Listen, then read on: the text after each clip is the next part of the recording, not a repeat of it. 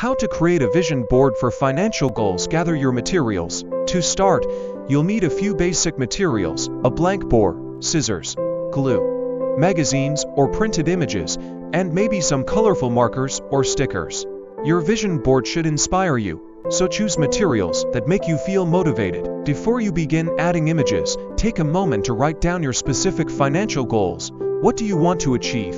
Paying off debt, buying a house, building an emergency fund. Be as specific as possible. Now, it's time to find images that represent your financial goals.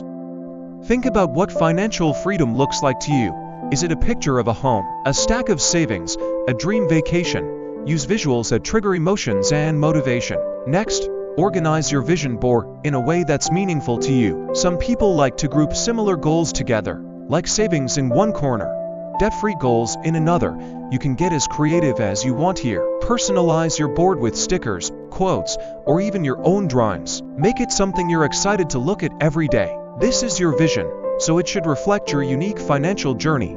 Place your vision board where you can see it. Once your vision board is complete, place it somewhere you'll see it every day, whether that's on your desk, your bedroom wall, or even near your computer. Seeing it regularly will keep you focused and motivated. Remember, the vision board is just the first step.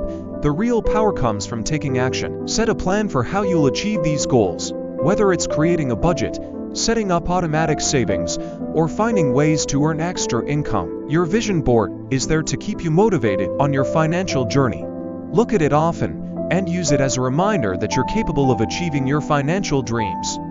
Start creating your financial vision board today and see how powerful it can be in helping you reach your goals. Like, comment, and subscribe for more tips on achieving your financial dreams.